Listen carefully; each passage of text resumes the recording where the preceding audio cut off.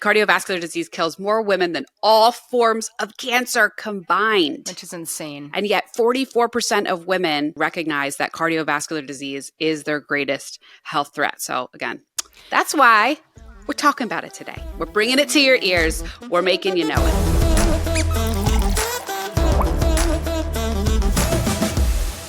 Hello. Happy birthday, Mr. President. I think it has to be a lot more JFK. Breathy. Like, well, I'm not trying to sleep with you. Spoiler alert. Wait, why? Actually, I got a thing going. I got a heterosexual thing going over here. That's true. But we have slept together in the cuddle, the friends literally cuddle zone very many times. Yeah, President's Day. So you're probably sitting at home right now wondering, why are my children home again for a holiday that no one knows what it is? If you're in the dead of winter, if you're from the Northeast, there's nothing to do. You can't go outside. So stick around to the end of the episode. We're going to tell you what it is, why it happens, and some interesting facts about actually what people in history have tried to change it to and tried to make it. So just some fun facts about that.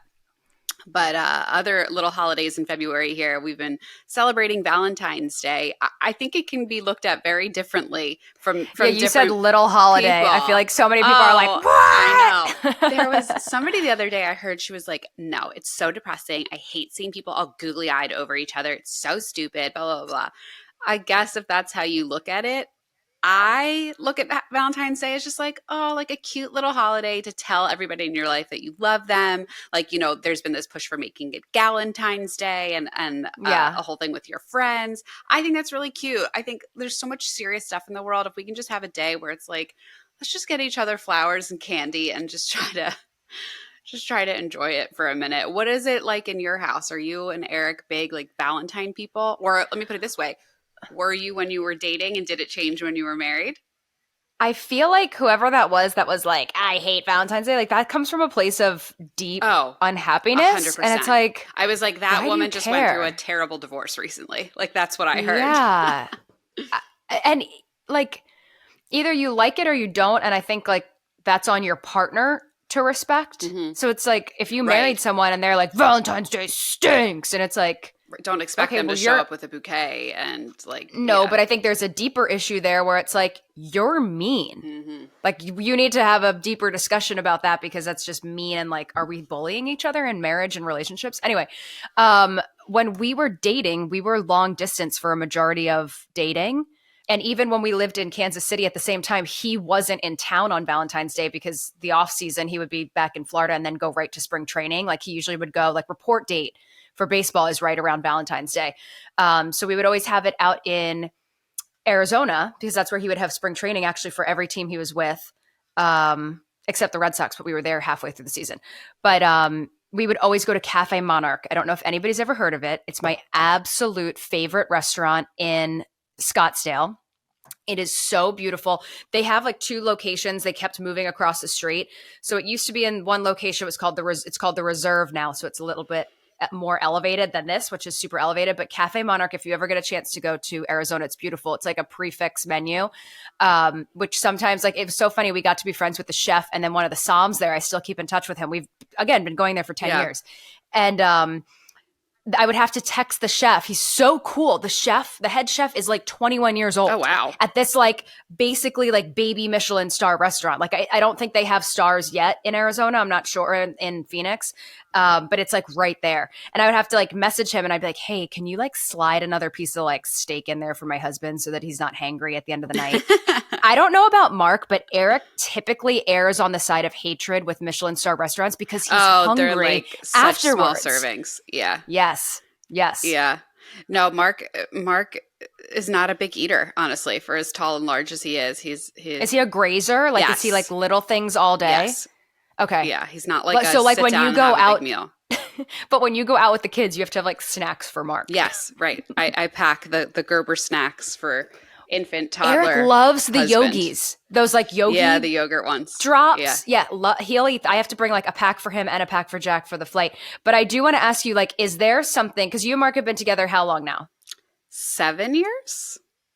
because Eric and I got together in 2015. I think you and Mark got together like when we got back together, or something like that. So I think we'll we're like have to right tell about that the story same. one day, because there was a breakup in each of our relationships, and it overlapped around the same time. And I went to visit you for like a girls' weekend Yes. in Boston, and yeah, and it was funny, and we were both kind of like talking about them as if, like, I don't know, like something's still kind of telling me that like I should be with them, but da da da, Yes. da. And here we are, Okay, suckers. but 7 Valentine's days later, Yeah.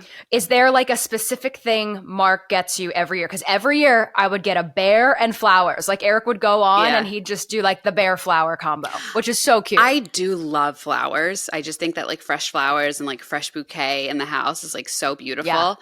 And there's a really good florist down here that he's been going to. Like for my birthday, he got a spectacular like tropical bouquet. So I'm actually, yeah, I love like the flower. So he's always good about doing that. And then he's actually really sweet. And like last year we had we had the nanny for Sienna, the baby nurse, because I had just had Asher. I think my mom was here that day with us too. And there literally came like a delivery truck worth of flowers. And he had gotten individual Aww. bouquets for For all the girls. all of the women in the house, like Oh. one individual pink rose for Sienna. Like it was really sweet. He's really thoughtful in that sense, but it's not like a big grand gesture type of holiday for us. Like I feel like we used to in the beginning, and then we were like, bro, you just want like some flowers and some wine and just like sit on the couch and cuddle tonight. And like, that's it. Like, that's what it is for Yeah. us. Like Eric and I got each other presents for our first Mother's and Father's Days, but I don't think that needs to be a thing moving forward. Yeah.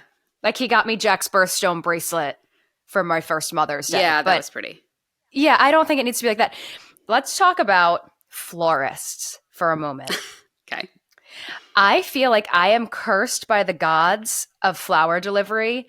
Like I will call a florist and I will send literal inspiration pictures. I'm like garden style, English garden, ranunculus. I want dahlias. I want like a hydrangea. Do not give me a thing of all hydrangeas. I want no carnations. I want no baby's breath. I want anemones. I want garden roses. And I will get the ugliest, most embarrassing thing. And then I'll get a text from whoever I sent the flowers to. And they're like, oh man, they're beautiful. And I am mortified. So I don't understand why it's so hard to send flowers. It is so hard. I don't know. I think there are, how can I put this? Okay. So I think there's like your Acmes, and then there's your Whole Foods and your Fresh Market and your organic like farmer's market. But I will go on Yelp and I will flowers. cross-reference and I will look at their Yelp pictures. And it's like I don't go through FTD or Right, no, you flowers. can't. Like I will Yeah. find the source and like talk to them at length. Yeah. I don't know. I can't help you there. Maybe somebody can. You're also so like your eye for that stuff is like so. You're right. Like the person that you sent it to probably has no idea, but your eye for No, that I get is extra so, rashy. Yeah. You have really a really good eye for like I don't know, but just like the floral and the aesthetic and like how it should look. But anyway, so hope everyone had a lovely Valentine's Day. Hope you're not rashy like Kacie is over flowers. A really important topic we wanted to talk about today. February is also Heart Month. And Yes. it's really important for women to know about their heart health and make sure that they stay healthy. Especially as moms, you're probably pushing that heart to the brink a little bit, mentally, emotionally, physically, the whole thing. So I wanted to bring up a couple facts that there are. This is from the American Heart Association. They have their whole Go Red for Women. I remember back in my corporate days, we used to have to wear red on a certain Friday to really get the message out there. So it's all about heart attack and stroke symptoms because, fact, cardiovascular disease is the number one killer of women, causing 1 in 3 deaths each year. 1 in 3, that's insanity. It's a third of our mothers, sisters, friends, neighbors, coworkers, and more. It's a third of the women that we can't bear to live without. Mm-hmm. I think that the market has been so cornered about breast cancer that the awareness for that is so large, and there's such a push behind breast cancer. I remember when I first found out about, a couple years ago about heart disease being the number one killer of women, I was so surprised because I thought that it would have been breast cancer.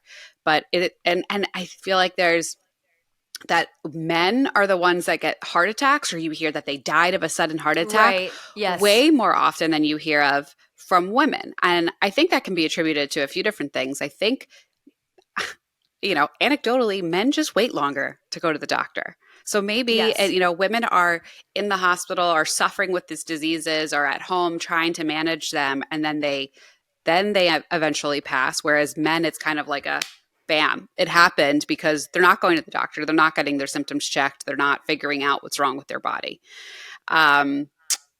Then stroke can also, so heart disease and stroke can affect women at any age. So it's really important to know your risks and the signs and symptoms of it. Pregnancy, menopause, hormonal changes, it's all a part of it. So, we talked about last episode. I think sometimes it's still weird that we're like in our 20s, 30s, 40s, whatever. I'm, myself 34. And I'm like, wait, I actually am a candidate for this now and need to be worried and need to like be aware of these symptoms because I still think of myself as being so young. But no, we are middle-aged. Yes. I won't go that far. Middle-aged. No, we are. I saw like what's life expectancy now? It's like what, 77 or something for women. So, I mean, we're pretty close to middle age. Yeah. So it's important. Like I consider middle age like 45, like not even 40, but that's like not true. I don't know. I consider middle age like 60s.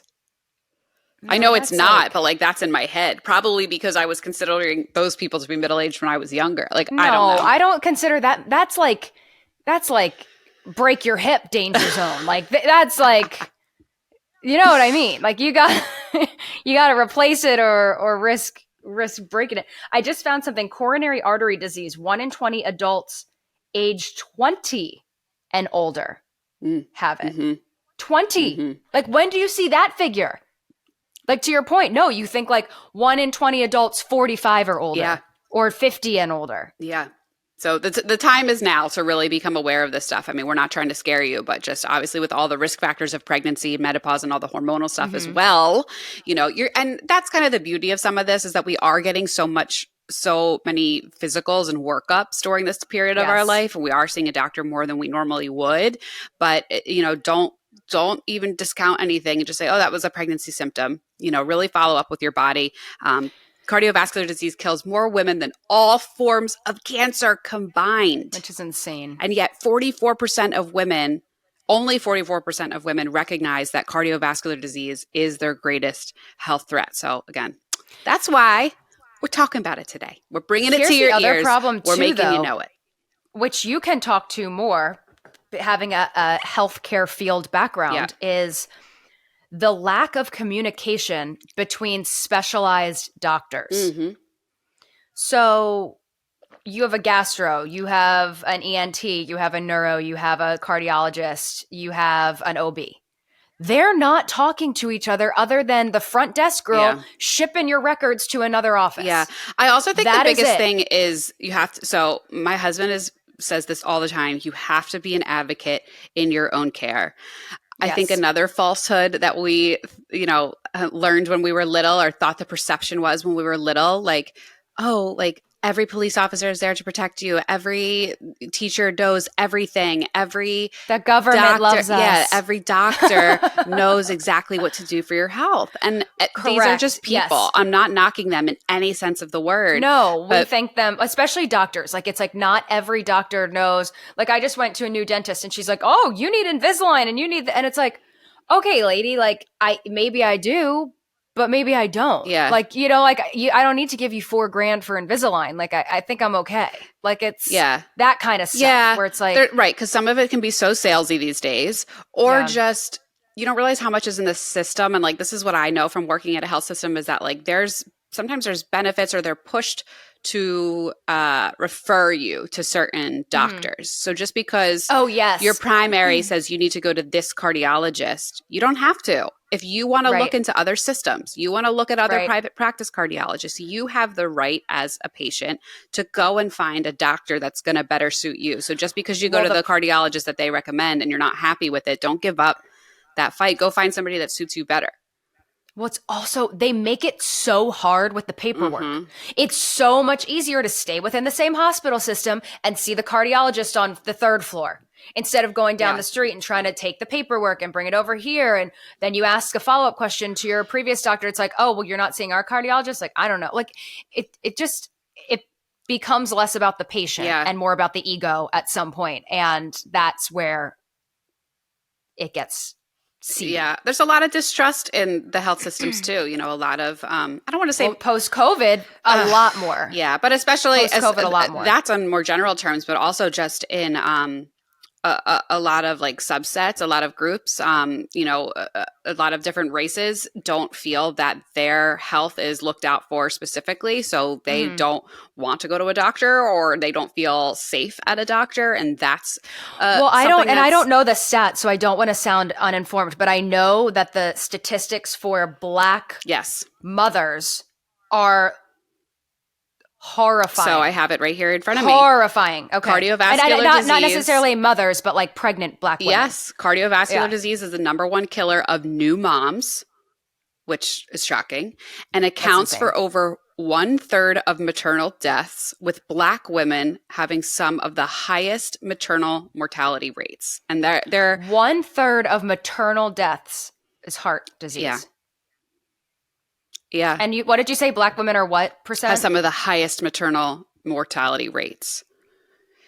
And it's overall 10 to 20% of women will have health issues during pregnancy. So that's your high blood pressure, preeclampsia, gestational diabetes during pregnancy. So you've probably heard or yourself have had of these. You know, these are not and that can range from like me having it 2 weeks before giving birth to someone having it the whole time. Yes. So if you specifically have had these, then you're at a greater risk of developing cardiovascular diseases later in life. So it's even more so a reason why you really need to be on top of your health. And then this is probably for later in life, even though are we middle-aged for those that are a little bit older, but going through menopause, it doesn't cause cardiovascular disease, but it's basically saying, okay, you've now passed the threshold of your life where any symptom is like really serious that you need to look out for, because as you approach menopause, it marks the midpoint in life when cardiovascular risk factors can accelerate.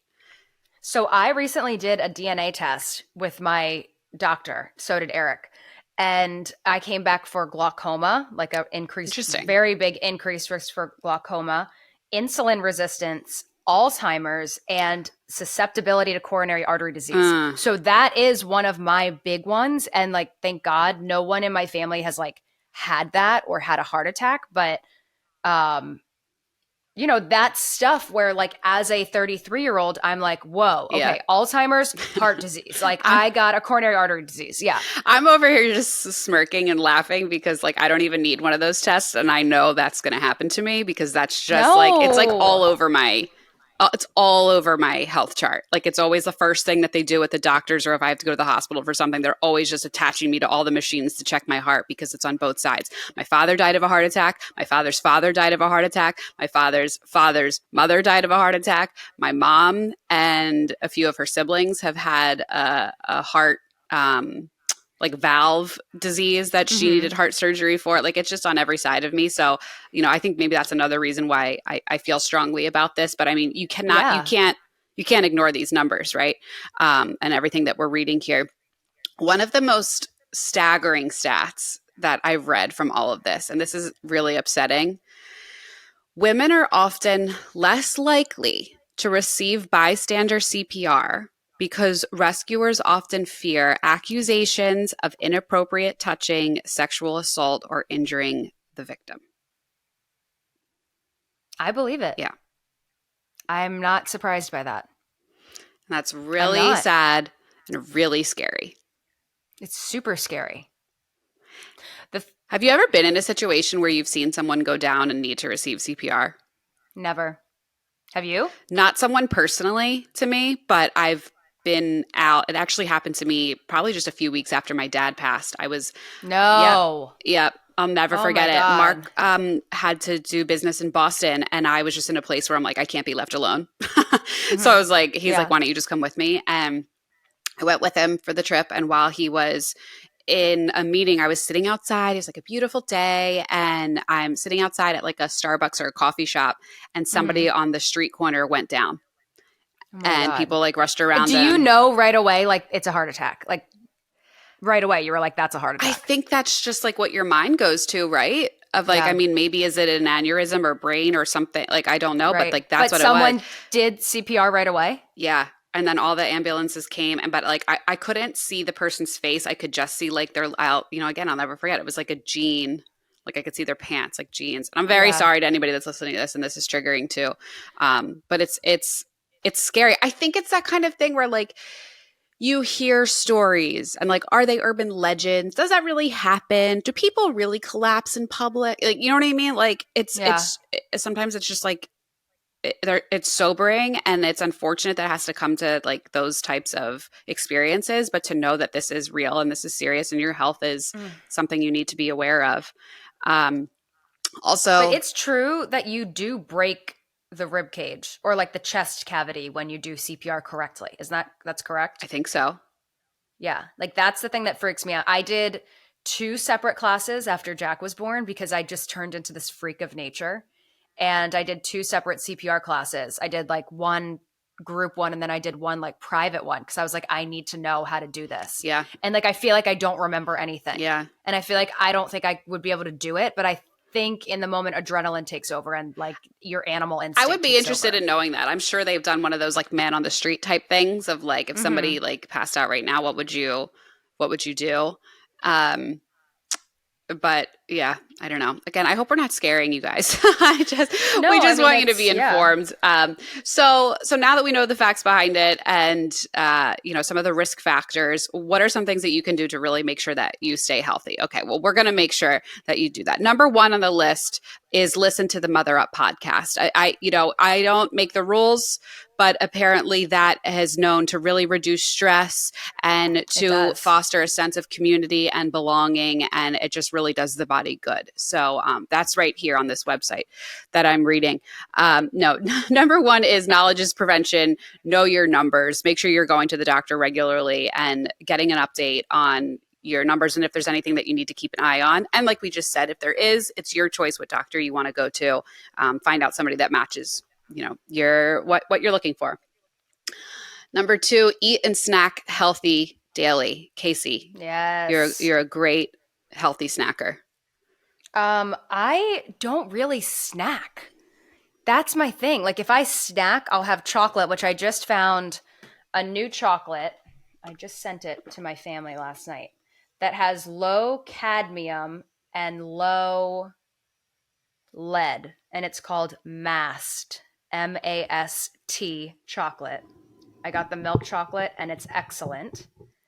And I'm trying to find like if I snack otherwise, like I've ordered from Seven Sons. I've said this before. So I'll eat like their beef jerky if I want to have a snack, or like I'll have fruit. I always have fruit in the house for Jack. I think like the rule of thumb that I've heard in the past, and obviously everyone's diet is different, but like if it had a life, it's good for you. Like fruits, vegetables, animals. And I know I might be triggering people with that, but like fruits and vegetables, obviously in moderation with fruits. Yeah. There's so much sugar. And it's really important to find like what you're compatible with, like what works for your body. I mean, anything high proteins, fruits and vegetables, like you said, high saturated fats, high sodium.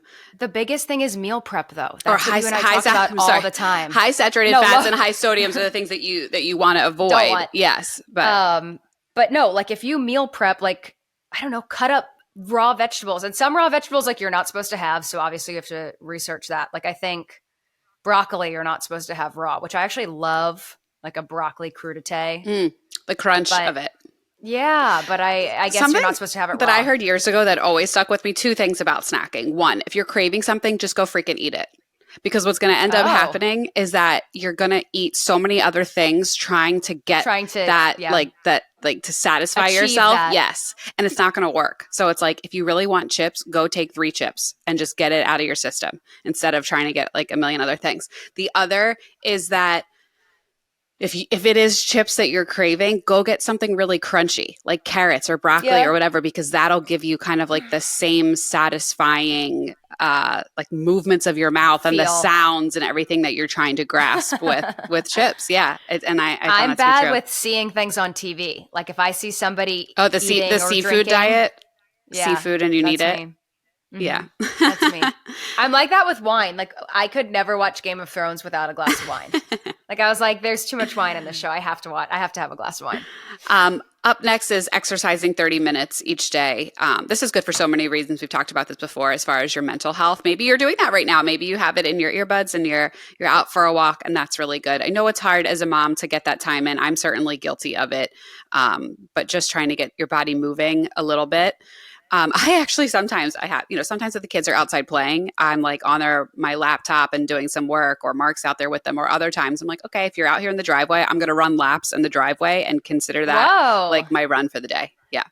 Well, that's the thing that how I get in this mentality. Like if I don't go to a workout class, it doesn't count. I'm not doing anything. Like I'm all or nothing. And it's like, oh, well, if I just walk, like I'm not elevating my heart rate. So I might as well just like do the wash. No, instead. But you are. Yeah. It is really, it's saying here, just 30 minutes a day of a brisk walk can keep your heart healthy. So there, we just busted that.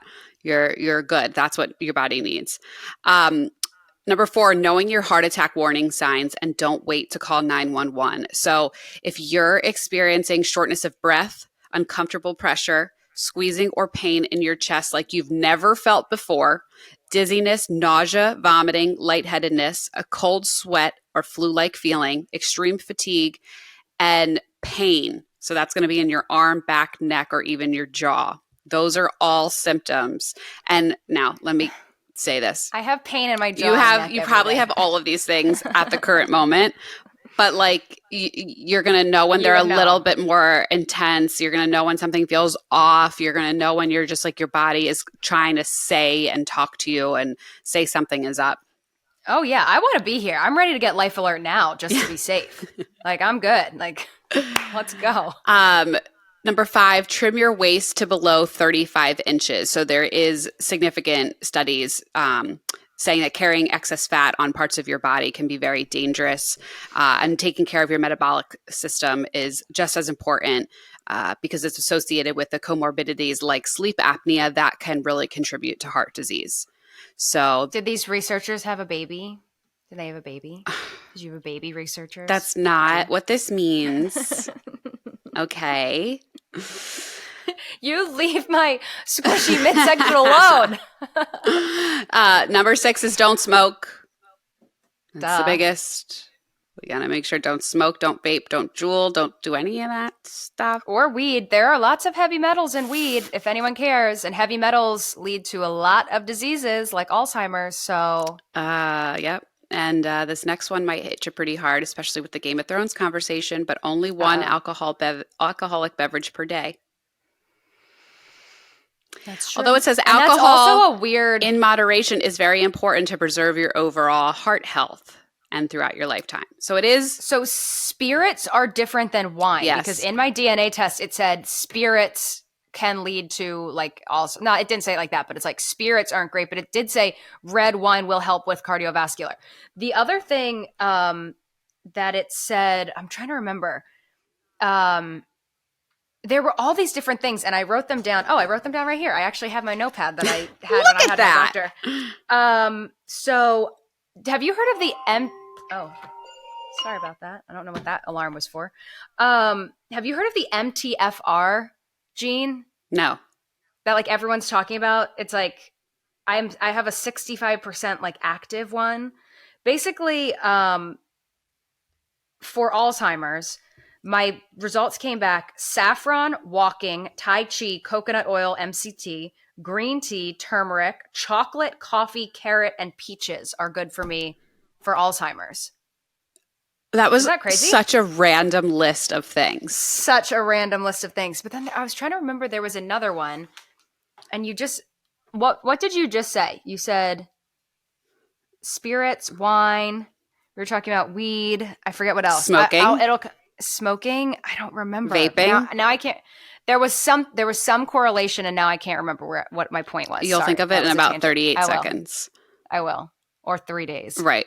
So anyway, limiting the drinking, of course, knowing your individual risk factors. So that's talking about your family history. Get to know your family and ask them, Yeah. What happened a couple generations ago that maybe I'm not aware of that could be something that a doctor really needs to know about my health. It's very important specifically for African American and Hispanic women to know their specific individual risk factors and other risk factors due to possible comorbidities of metabolic syndrome, Because Hispanic stroke, and women, I renal think, disease. have an increased risk of diabetes in pregnancy.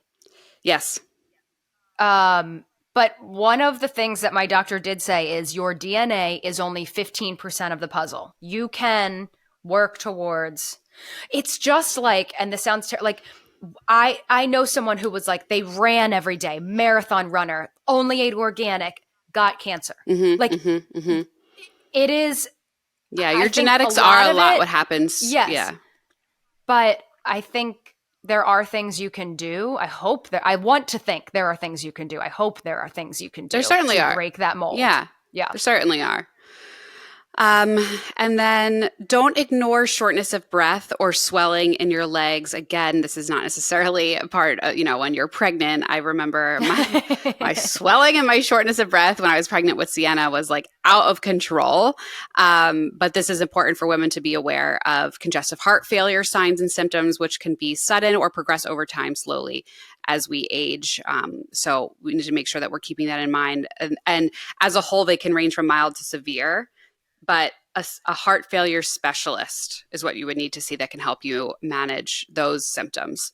I think it was a misnomer. Like if I heard somebody was in heart failure, it was like, oh my gosh, like it's failing and they're going to die. And it's a heart attack. Like it's happening in the next few days. And it's terminal. It is terminal, but that's not what it is. Like you can still very much imminent. I guess like imminently terminal. Yeah. But you can still very much live with heart failure as long as they're managed. So that's a heart failure specialist.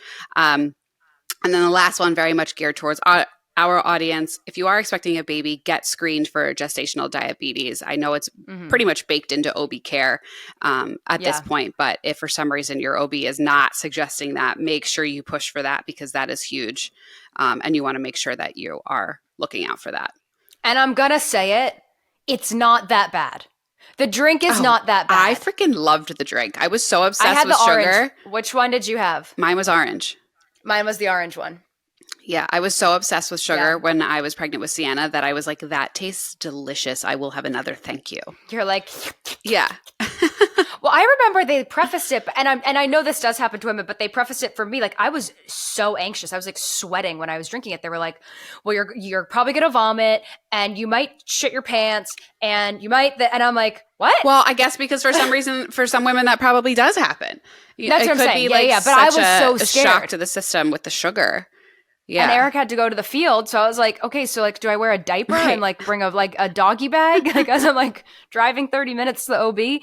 But yeah, you do what you got to do. So I don't know, but no, those are all definitely amazing things to keep in mind. And I know for people listening, they're thinking, add it to the list. Yeah. Another thing I have to research and implement into my life. And you just told me I needed a routine, and now you're telling me I have to do this for my heart. It's not. But it's good. It's not like I need you to wake up every morning and sit there and say, do I have this symptom today? Do I have this? No. But the knowledge is power. And knowing about it and listening to this and just making a mental note and throwing it to the back of your mind and not, I'm not expecting you to have to like think about this every single day. But then God forbid that happens. Then you're like, oh, wait a second. I just heard about this. This is something I shouldn't really just push to the side. By the way, I just said, God forbid. Is that like somebody told me the other day that is a very like New York, Jersey, Philly thing to say. Is that true? Or do other people say that? I think other people say it. God forbid. God forbid. I mean, whatever. The last thing, the cherry on top of that I will say is if you're thinking this is over the top and this is too many things to implement into your life and you can't even stand to call another doctor and get another appointment that they're going to say you can't come in for 3 months. You are the best mommy for your baby, and your baby needs their mommy. So take care of you. Yes. Love it. You heard it here first. Kacie McDonald told you. Kacie McDonald Hazma, excuse me. Yes. I have 3 names now. A few minutes of President's Day and why your children were home this week. Do you remember back in the day, didn't we used to have Washington's birthday and Lincoln's birthday on the calendar? Yes. And now it's kind of just been morphed into President's Day? Yes. So that is the case. Apparently, it's not like it never was passed to actually be called President's Day, but like state by state, they're doing it this way. So it was originally for George Washington's birthday, and then Okay. Lincoln's birthday was like a few days later, and they were like, can't we just loop it together? The problem is people still really only remember it as Washington's birthday, and Lincoln's kind of getting pushed to the side. But now it's becoming this whole thing to like just remember the presidents and remember our Constitution and the founding and its values. And if that is the case, I find it very interesting that that's not what it is. No one can even say what the Constitution says. It's because people want to go skiing. I know. It's because the fancy people want to go skiing. And they need a travel day. Yeah. I wish I was fancy and skied. I'm not. But that's what it's for. That's what I'm saying. It's like, can we just, I don't want to pretend it's something that it's not. Like, if that really is the case, then shouldn't it be celebrated a little bit more like July 4th? Like, shouldn't it be something that we are really using to like look back at the values of our country and not be like a retail sale day or a 3-day weekend to just travel and for car dealerships to have a ton of balloons out front to say that they're offering great deals. Like, it's so crazy how that ends up happening. And like we talked about in September, how Labor Day isn't necessarily about the like the founding of our nation and the country and the values, but that's what it's become. It's almost like they're being appropriated in the wrong way. But there was something interesting that I did want to pull out. Oh, apparently back in the day, somebody made a push for the national federal holiday to fall on the day of the inauguration instead of President's Day, and that it would be a day for really like that children could attend the inauguration. There could be inauguration parties. There could be like just so every 4 years, you're saying? Yeah. Yeah. Okay. I can see that. Which I think would make sense. I also think that voting day, election day, should be a federal holiday because, I mean, people, okay, we take the kids out of school, but then they stay home. So then now the parent has to figure out childcare and go to work and get time to go vote. Voting day should 100% stand in like 2-hour lines in most places. Yeah. But you should have to prove that you voted. You should get a ticket when you leave or something so you can prove to your employer that you voted. Yeah. No, because you don't just get the day off. If you go and you vote and you stand in line, then you get the day off. Sure. If you just want a day off, you don't get the day off. Right. Sorry. Tough toenails. Right. Here's the funny thing though. So, and I might be getting this incorrect, but the early colonial Americans your best were friends. Taxed 1 to 1.5%. That was their tax. And they had tax on like sugar and coffee and wine. Mm-hmm. They started a war over 1.5%. Single digit tax. How much are we paying now? Mm-hmm. Fair. Hello? Yep. So maybe that's why people are like, whatever, President's Day. Yeah.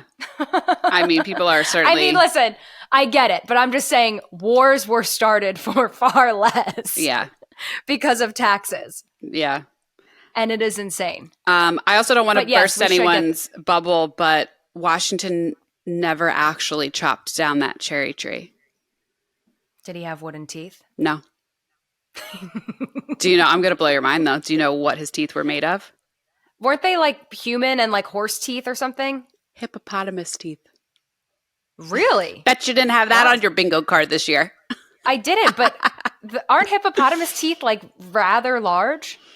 I mean, one would think, yeah. So maybe you could make multiple human teeth out of one hippopotamus tooth. Wow. Good luck getting that close to a hippopotamus. When we get nominated for an award for this podcast, this is the clip that they're going to show. This is the one. This is the meat and potatoes. This is what we talk about here. What were George Washington's teeth made out of? Do you have any other fun facts about presidents?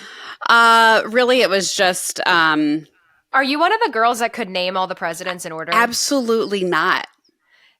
Do you know what it gives me the most anxiety? Not that I would ever drink and drive, but the fact that you have to recite the alphabet backwards. Do you, or is that a myth? Is that an urban legend? I've heard it. I feel like I've heard it a lot. And people can do it, and I don't understand how they can do it. I think it's... Can you do it? ZYXW